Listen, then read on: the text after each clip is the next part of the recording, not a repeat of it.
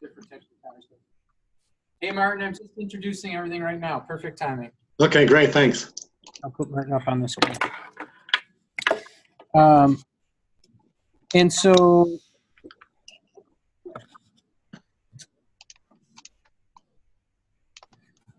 there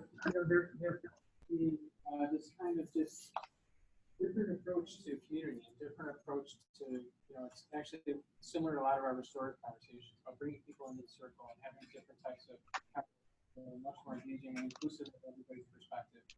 It's really interesting. And so, I'll give you an example. During the 2 days, I spent time in some different small groups with, one superintendent from Canada, who did transparent work around the indigenous and restoring relationships. We've got these incredible relationships with the indigenous community, with people in their own community who are not. So you're in very different conversations, parallels to what we've gone through and what we do with conversations in our country. It place with the kinds of conversations that we wouldn't have on a regular basis. So really, really interesting that way. And throughout the day and a half, I had the chance to hear from Martyn. He's got beautiful artwork on his wall. That's not supposed to be part of the same. But anyway, hear from Martyn. Worked with us in pieces throughout the day and a half, 2 days, 15, 20 minutes at a time with 50 superintendents, and with really much introduction to, okay, well, now you're going to learn about this. It's a very organic type of approach to learn. And you would get up and talk about survival brain history, and talk to people about the stress in their job and their work and their life and how. And it really struck me. Both of it was just super interesting to do, but also I really was reflecting throughout on how we're living it all the time, and throughout the whole district for a wide variety of reasons. And although it was really great to have that conversation with superintendents, and my thought was, how do I work on this with our leadership team, with the board? But more than that, how do we engage our entire school community in that conversation, at least in terms of the staff? Not necessarily work on that what I would like to, but it's really, how do you engage the staff in the conversation? I personally find it such a relief to talk about it in a different way and to kind of reframe my perspective, and it felt good. And I thought, gosh, I wish other people could feel this too. This is where I landed. And so Martyn and I got in a great about that idea that how do you do that with larger people? In fact, ironically, I was talking about the great relationship we have. I was talking about Judy, and my phone was buzzing in my pocket, and I said, "Wouldn't it be funny if I was our union president right now?" They were talking about a project they're doing with the National Union Project. And lo and behold, it was Judy. Asked me the question. I said, "I can't believe this." And I told Judy, "I was just talking about you." So Judy has ears everywhere.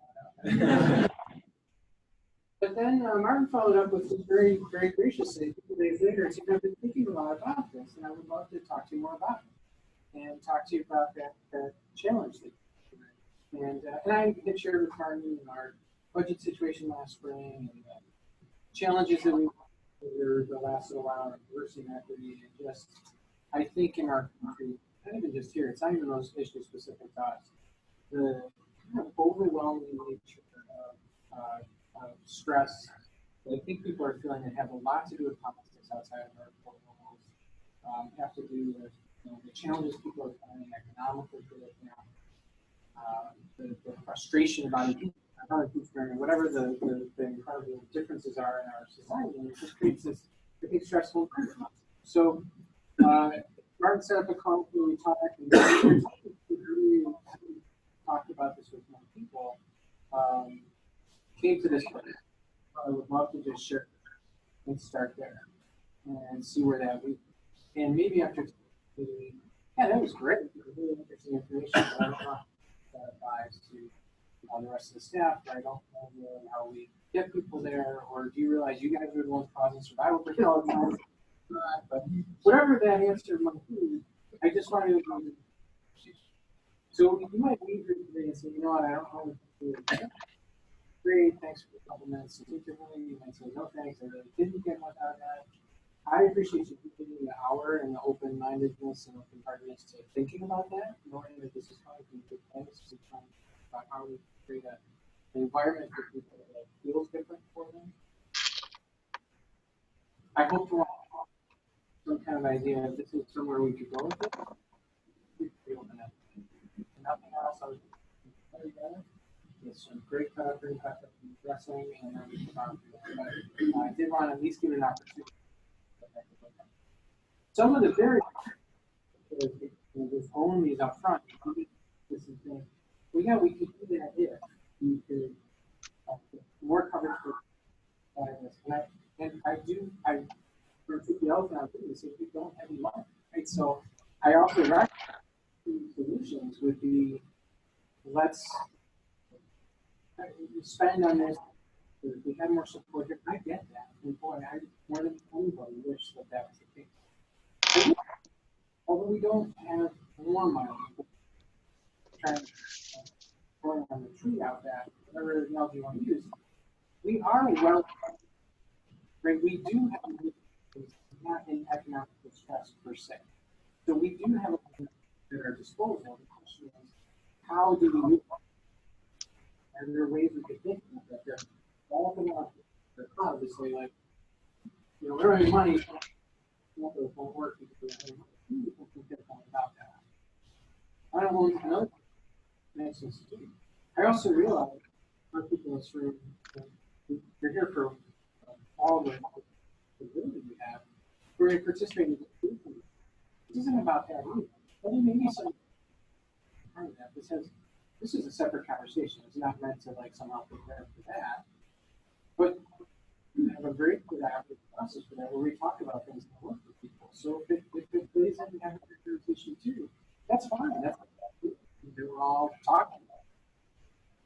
And then finally, like, these are also things that beyond just we've been talking about leadership for a while around how do we make sure that we're creating the best environment for professionals. The thoughts usually opening day asking people, how are you? What's the best approach? It's not the first time that question's going to be asked, it's not the last time. And we've now in each group since then taken a group of time, taken the comments that people back, looked at everyone, broken up into small groups, and said, well, then what does that tell us? And what should we be doing? So we're trying to be very reflective on that. Say, we asked for a reason. We were vulnerable for a reason. We want to know. What is it that we do? This is also part of it. So you might think that it would move me from survival brain, better place mentally, probably we could just do this. If we just could have work. If we just, you know, somehow institutionalize our anything, our charter. I very purposely, very casually.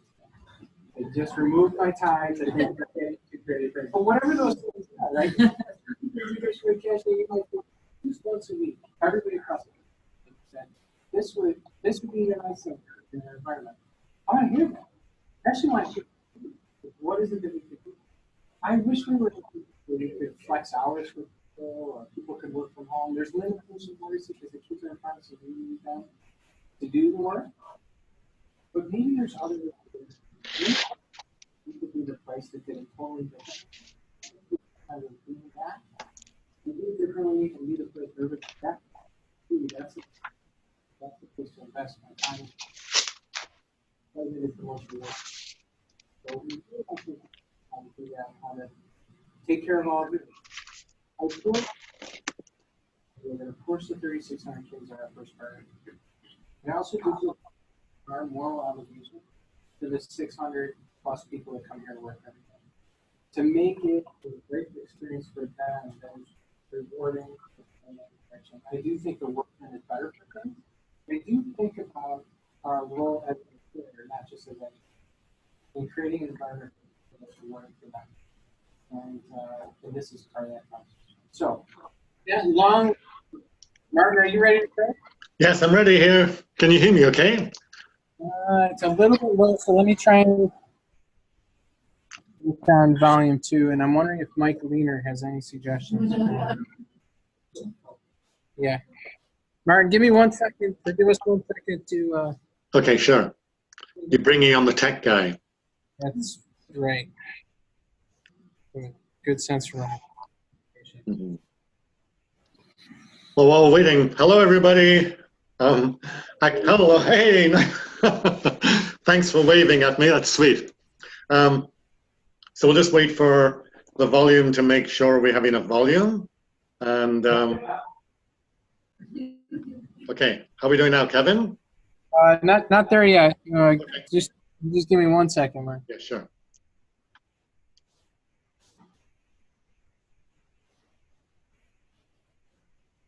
About output.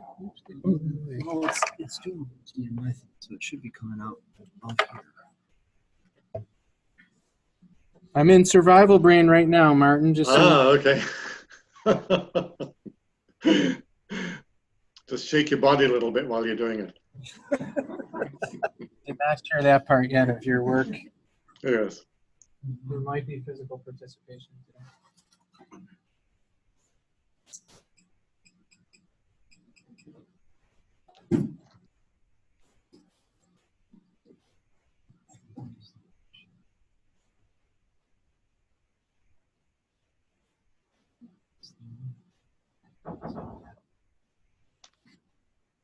So one solution might be that You could want to help. use mine?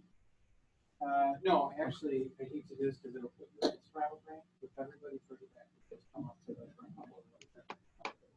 I hate doing that. It's like the pastor church or the rabbi. Worse. Come on, everybody, come up to the front. Oh, that's a good solution. Bring everybody closer. Yeah. I come up with one good solution every once in a while, Martin. Oh, good. I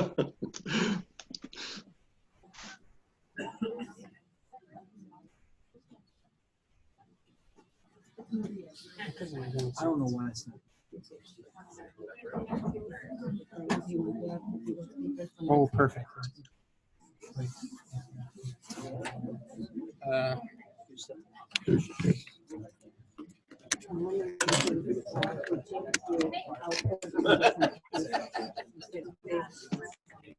Hey, Mark, can you give us a test? Check, check, check. Test, test, test. I'll keep on chatting here while you test. So. Not working? Yep, that's good. Okay. Oh, good. I can see. What's the name of the tech guy? Oh, that was Mike Leaner. Oh, Mike. Thank you, Mike. Okay, are we good? Okay, we're good. Okay, great. Yahoo! Hey, everybody. Thank you for being here. Thank you for waving at me. And so let's just start off by turn to the person next to you, give them a high five, and say, let's stay in creative brain. I'll explain what that is in a minute.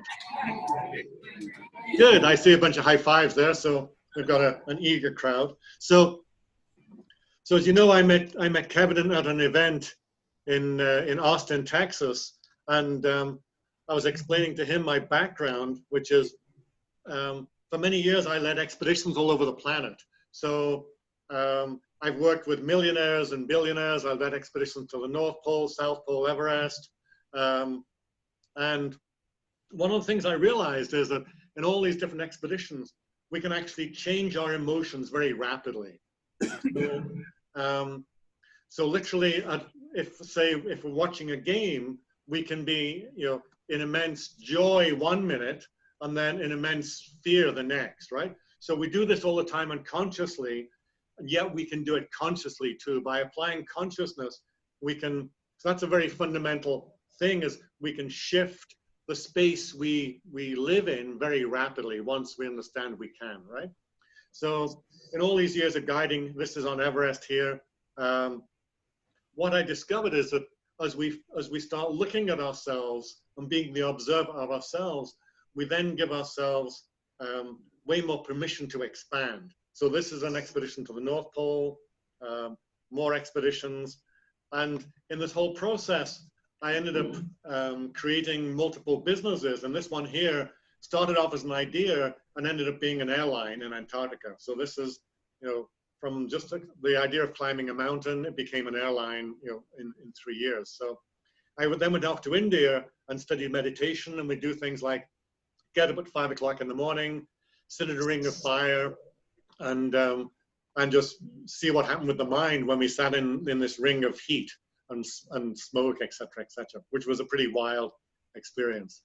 And another thing I ended up doing was, this was in about 2000, I had this idea of doing a journey from the North Pole to the South Pole into human power. Nobody had done it, and I decided that I could take young people from around the world as long as they had an interest in personal transformation and do it. So I ended up selecting this team of young people, 2 from the States, 1 from Canada, Japan, Korea, South Africa, South America. And we did this journey over 9 months. So here we are in South America, and we're off to do a cleanup at a park, and we have 1,000 kids out helping us on this cleanup, right? So one of the big realizations from this journey is that we were really looking forward to being cycling in Bolivia, because the weather's great, the scenery is magnificent, but once we got there, though, somebody could be having a lousy day.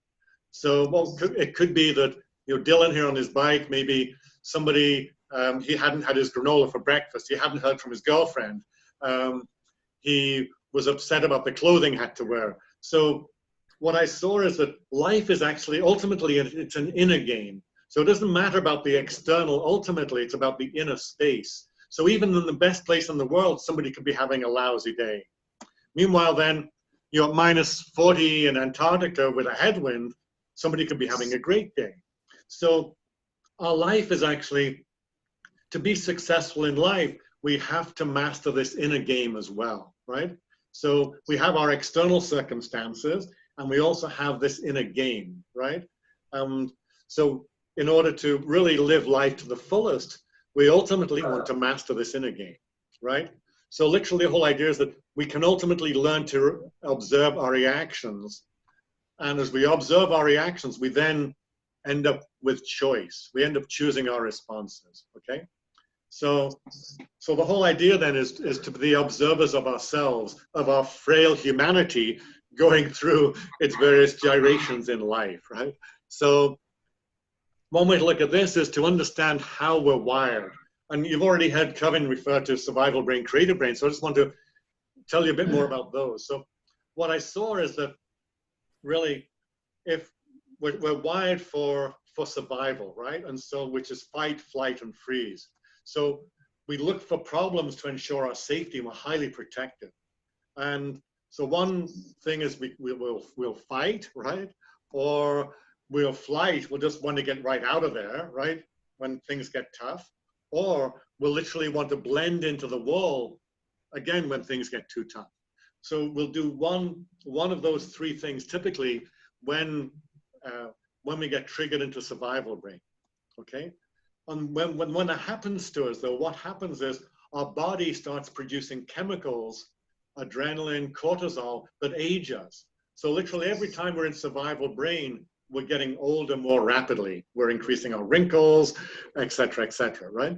On the other hand, in creative brain is when we're just on fire with life, right? When we're dynamic, when we're enthusiastic. Athletes talk about athletic flow, where they know where the basketball is going to be, they know where the puck is going to be. All those sorts of spaces where they just perform magnificently. And so when we're in creative brain, we're producing dopamine, oxytocin, serotonin, and literally we're living life longer, better, right? So obviously there's a big incentive to live in creative brain, isn't there? So now let's look at an example. How does this apply in our world, right? So then if we look at the very concrete example of time, when we're in survival brain, every time we're muttering about time, time is a curse, right? So there's never enough time. I don't have any, so think of the emotions and the chemicals that are emitted in your body when you start muttering about time. I just don't have enough time. All those sort of frustrations around time. Time is this enemy that I'm battling with, right? So that's when we're in survival brain. In creative brain, time is a game we play with. So for instance, when you're relaxed and you're thinking, oh, let me go for a run and let me see if I can run a bit faster. We're now playing with time, aren't we? Let me do this work a bit faster or a bit slower. Let me play with some aspect of time, right? So then when we're in creative brain, life, if you look at this time and then life, in creative brain, life then's become this game we play with, right? We have, 80 or 90 years to live on the planet, and what game do I play and how do I live it? In survival brain, time is a fight, right? And life becomes a fight. So if you stay in survival brain your whole life, you're fighting with life, right? All the time. So literally it affects how we are on a day-to-day basis, moment to moment, right? So then in Chicago recently asked 50 superintendents, what are they like at their worst? And they came up with this: they become frustrated with stupidity. So this is superintendents in survival brain, right? And literally this is the opposite of obviously how they want to be. But this is what happens when, at the end of the day, when too many things have piled up and the last person comes in with a question and they become frustrated, right? So in survival brain, these are constricted, illogical responses. So one way to tell when we're in survival brain is people around us all of a sudden observe us giving constricted, illogical responses, right? Whereas obviously the superintendents, they all know that they're here to help increase knowledge, right? And yet they all get tripped into survival brain at various times, as we all do. So part of the game is to recognize, oh, I'm in survival brain, right? And to be able to own that and express that. So with various companies and teams I've worked with, we've started using this as a tool where we'll say, okay, what put everybody in survival brain today? And people go, oh, well, I was on my way to work. My child was delayed getting ready, so I went into panic. Oh, whatever it is. And so by speaking about survival brain and owning it, all of a sudden we own our humanity, right? So then another question, this was to a group of 1,100 entrepreneurs, right? Some of whom have businesses with 1,000 employees. So when they get thrown into survival brain, their response is, I do it all myself, right? So here you have somebody with 1,000 employees. The pressure comes on, the budget is not being met, the expenses are out the window, and they try to do it all themselves, right? And so again, in survival brain, we end up with these really ridiculous responses, right? Whereas when we're in creative brain, that CEO would want to optimize the use of all their employees. So I guess what I'm pointing out here is the big difference between the two states, right? In survival brain, we end up doing some pretty ridiculous things, right? But often we're blind to it. We don't see what's going on. So really, one of the things I've seen with schools especially and with education is that there's very rapid change happening, right? And so here, superintendents and teachers have come into these roles of, I am a teacher and I'm equipped to teach a certain subject and handle things a certain way. But in addition, I'm being thrown massive change. And so how to be with that? So really in survival brain, often we become victims of change. This is when, I just don't, I have my teaching skills, but I don't know how to handle a change, right? And we constantly muttering, we're fighting the change. So really the whole idea is in creative brain, we become masters of change, right? We're teachers and we're superintendents and we're principals and we're masters of change. So then let's look at, first of all, are you a victim or a master of change? And then from the big perspective, is your team victims or masters of change, right? And so the whole goal then is to have our whole team help everybody on our team become masters of change, become great teachers, great administrators, great transportation providers, great parents, and masters of change. So then typically this is what I've seen happen. The leader has a vision for change, or the Board of Education or the state has a vision for change. And then that is passed down, right, to the next level. And the team then goes into survival brain, right? So now this new change is told, and everybody goes, oh no, hands are thrown up, And so what happens is, some people will fight, some people will flight, some people will freeze, right? So this is the standard response, right? And also what I've seen in working with, with principals and with superintendents is actually the fighters, typically superintendents and principals and teachers are really good at dealing with. The other two groups they're not so good at dealing with. So then what happens is the vision fragments into chaos, right? And it, typically change initiatives have very low levels of success. Then we end up with this sort of thing. We have to do, this would be the teachers or the parents muttering, we have to do this new thing, right?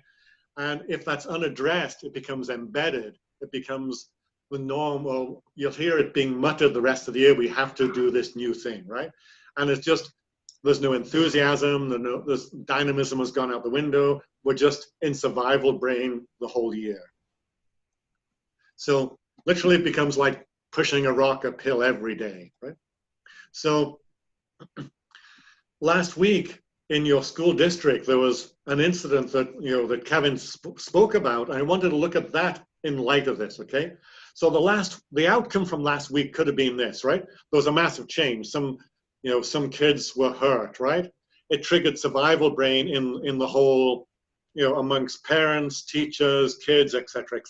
If the response had been ignored, you would have had very weak results, right? You would have had just this ongoing low level response.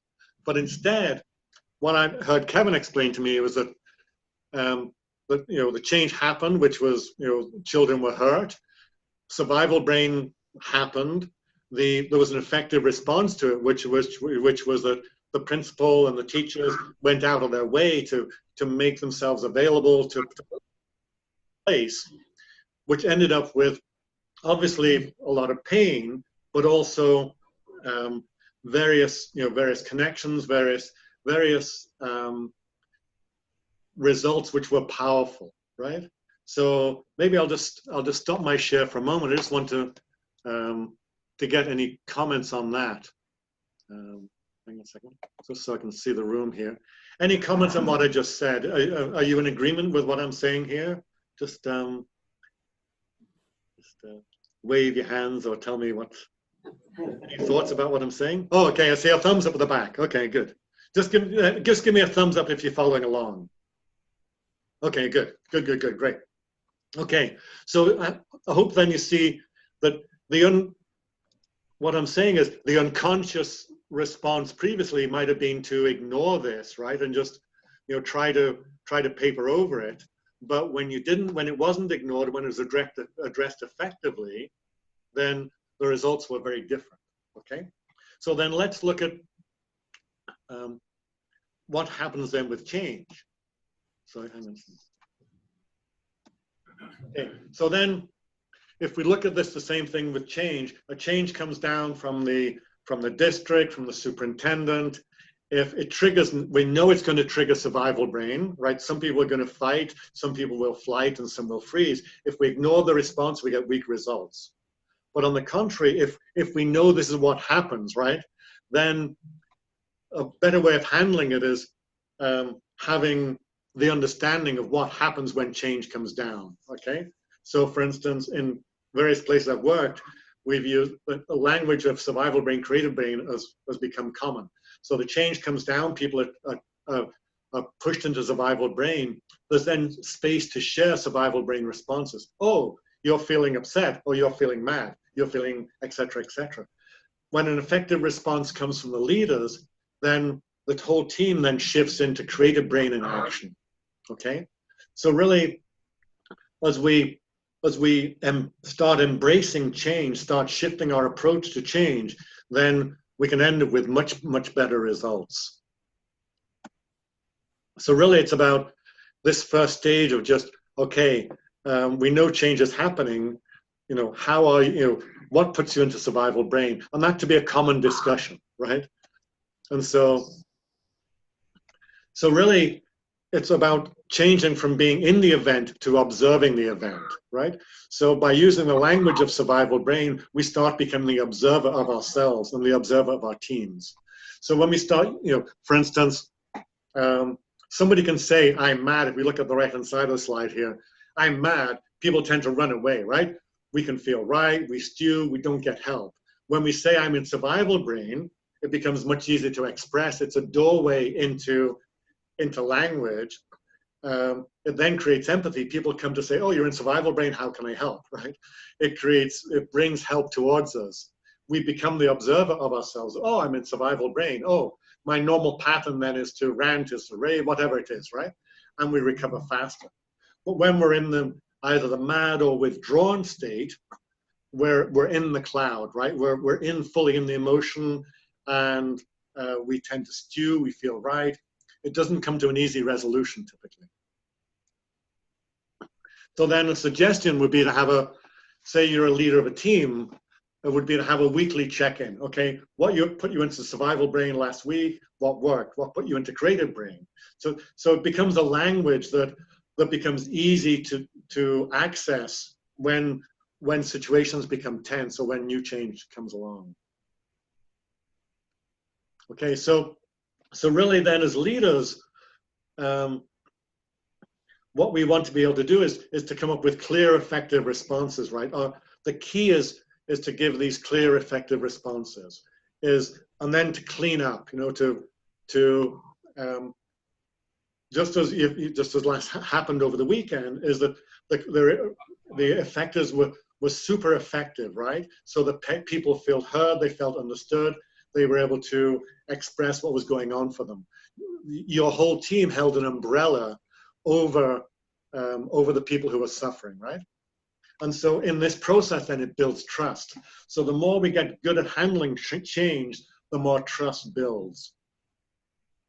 And then what happens then is once people are engaged in creative brain, then we can ask questions that inspire them even more, right? But asking these questions when people are in survival brain, you get a strongly negative response, right? So to ask somebody what is their greatest opportunity when the survival brain, you're going to get a finger or something like that, right? But when you ask them once they've been heard and understood, then you'll get an effective response, right? So what can we do? What is our possibility? How can we get other people to engage? How to keep focus on the big picture. So these are questions we can ask from creative brain space, but not in the survival brain space. So really, let's look at this again, a little review here then. So, again, the question is, the changes come down from up above. The survival brain response is triggered. When it's approached with curiosity, the team expresses their concerns, the team is heard, they feel understood, logic makes an appearance, and then from there, what happens is that the creative brain is unleashed, right? So then we can deal with it effectively. So really, if I look back to the 50 principles and being frustrated with stupidity, we have a bunch of unconscious patterns. For instance, Kevin and I were speaking earlier about there may be various institutional processes that we're just doing unconsciously, but actually we're suffering through them, right? We're struggling, we're suffering, people are upset, people are frustrated, et cetera, et cetera. We haven't really stepped out of it and looked at it from the perspective of, oh, let's hear about your survival brain response to this, right? Let's look at it. Let's open up this can of worms from the perspective of survival brain, creative brain. Let's see what solutions we have. Institutional practices, negotiations, all these are things that can be looked at from that lens of survival brain, creative brain. And so another way to look at this also is from Maslow's hierarchy of needs, which I'm sure you all know about. So then you could break them out into the bottom half are all survival brain needs, which is, I absolutely need food. I have to have the need. And then the top half is creative brain. But when change comes along, all of a sudden, everybody gets thrown into survival, and we have to work to get our team back into creative, right? So really, we have to help them through the process of survival brain. And as that does, then survival brain starts fading away. Then the team accesses, or the community accesses creative brain. Okay, so it's really a process of understanding people get thrown into survival, we effectively handle it, then everybody moves back into creative. So another way to look at this is that this is on the big picture now. The public is not in support of change. And so again, you as leaders, you as administrators, what happens here is that typically the fighters, you are all really good at dealing with, right? You know, I've heard many school principals and many superintendents relate to me how the fighter comes in, they listen effectively, they help, and at the end of it, the fighter says, I get you, and the principal or superintendent says, I get you, and they both leave on quite amicable terms, right? And so often, you know, huge wins in terms of dealing with the fighters. But with flighters, this is where people take their complaints home, right? They go home and they moan to their husbands or their wives or their boyfriends or their girlfriends about how bad things that are happening at school are, right? And then the freezers, these are people who don't even voice what's going on, but they just sit on the sidelines and occasionally throw stones. So in asking a bunch of superintendents and principals, which ones are you the worst at, what came up for, in many ways, is that, I'll still go back, it seems like the fighters you're really good at, the flighters and the freezers you're not very good at. And then in asking superintendents, what are the percentages? It seems like fighters are 10%, flighters and freezers are 70%, right? And so one way to look at it is that when any change initiative comes down the road, the opportunity is how to deal with the people who are silently complaining at home, or taking the complaint home, who are not voicing it out openly. How to deal with that one group, okay? So then solutions, obviously, you're really good at dealing with fighters. With freezers and flighters, it's about reach out, be curious, understand. It sounds like last weekend, you were able to deal with all three of these groups really effectively, right? So I'm just going to stop there for a second. And so what I want to do now is just ask you to just close your eyes and what is your dominant pattern? Are you a fighter, flighter, or freezer? Okay, just close your eyes and just, which one do you fall into? Are you a fighter? When things get tough, do you fight, do you flight, or freeze? Okay?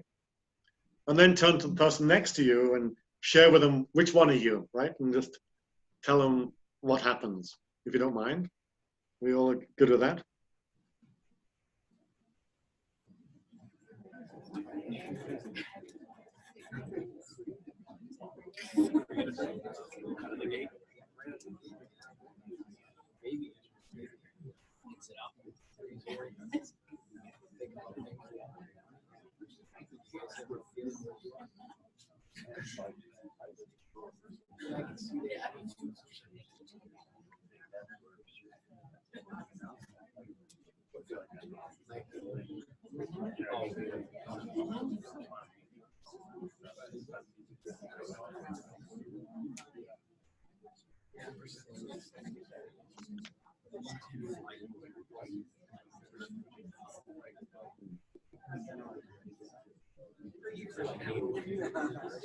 Okay, great, everybody. Can I have your attention again? Great. So the next one we'll do just by a show of hands. How many of you feel like you're really good at dealing with fighters? Put up your hands if you're good at dealing with fighters. Okay. Okay. How many of you are good at dealing with the flighters? Okay, not so good. Okay. And then how many of you would feel comfortable expressing when you get triggered into survival brain? How many of you would really feel comfortable expressing when you're triggered into survival brain? Again, put up your hands if you're. Okay, great. So then, why don't you turn to the person next to you right now then, and, or maybe close your eyes first. Let's close your eyes first. What put you into survival brain in the last 24 hours? What was one incident that put you into survival brain in the last 24 hours?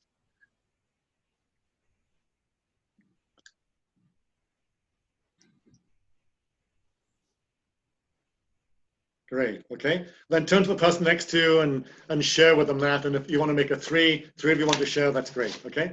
So what was it? What?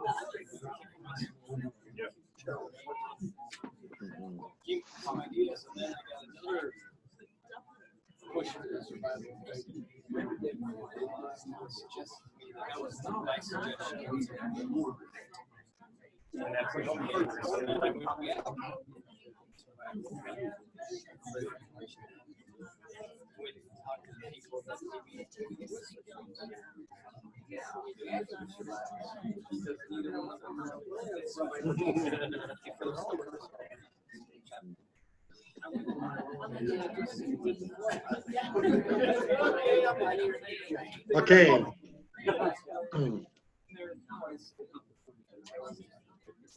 Okay, great, everybody. So then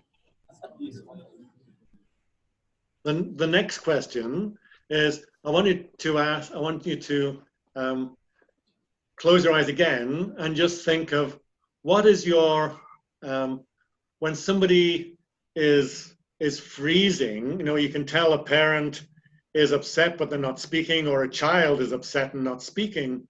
What's your best strategy to deal with them?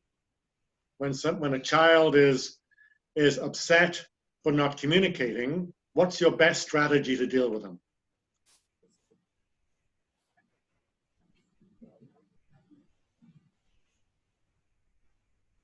Okay, great. When you're ready, just share that with the person next to you. What works for you guys?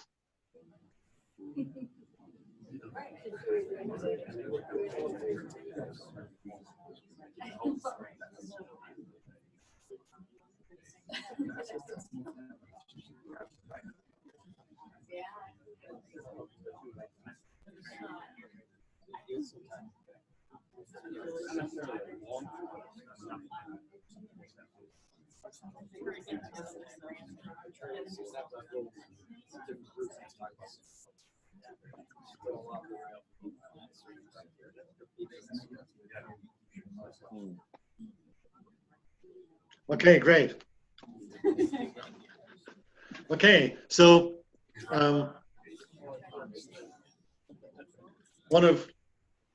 really what I wanted to make this nice and brief for you, so you and leave you with a couple of simple concepts. Basically, change is happening all the time, right? And so one of the key ways I see of being more effective at change is to really be the observer of yourself and your team. And one of the key things I see there is that if we start using a common language, so companies and districts who've adopted a language of, oh, I'm in survival brain, oh, now I'm in creative brain, or this, what you said, put me into survival brain, it gives a doorway for a common language that increases, then you can see the flow through survival brain back into creative brain. people start understanding, okay, now we've got all the issues out on the carpet, everybody's clear, now we can get on with things. And if that doesn't happen, you have this low-level functionality, right, which is just so difficult as administrators to deal with, right, as leaders to deal with when the team is not bought in. So it's so important to clear up, all the survival brain responses, get them out on the table, get everybody heard, and then from there, then you can really activate the creative brain so much more effectively, right? So really, Kevin, that's what I wanted to convey to you guys, and feel free to ask questions or just, I'll hand back to Kevin and see where Kevin wants to go next. Thanks, Martyn. Anybody want to ask Martyn any questions before we move on? Anything that you wanted to follow up on at all? They're in survival brain wondering what I'm going to ask them to do next, I think.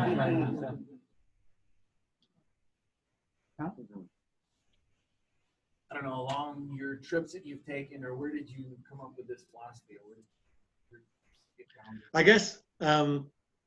I guess it was when I'd started to see these patterns, and then on expeditions, what I saw is that I just saw that people could change really rapidly when you applied consciousness. So unconsciously, they'd be stuck in a pattern, and we really had to bring their attention, basically bring their attention right into almost right into the body, right into the body. What are you feeling in the body? What's going on for you? Okay, now, and take it from there. So then I started to realize that this switch can be switched quite fast.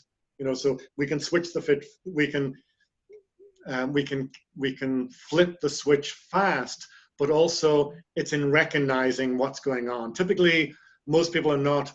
I'll give you one more example as you've asked this question. I'm just going to go back to my PowerPoint. I think you'll enjoy this one. So this is the company I work for, Thought Exchange, and two different employees, right? One comes in, they have 10 items to do on the to-do list, they work 110%, they complete 10 items, they feel good at the end of the day, right? Big success. I did my 10 items, I came in. Next person, they come in with 10 items, they also work at 110%, they gather 10 more items during the day, they complete 5, they end up with 15 items incomplete, they have a lousy day, right? And this is normal, right? This is what many, many people do. But if you look at it a bit more closely, so one, sleeps well, enjoys the evenings, feels fulfilled, goes to work refreshed. The other person is frustrated, doesn't sleep, has a lousy evening, goes to work tired.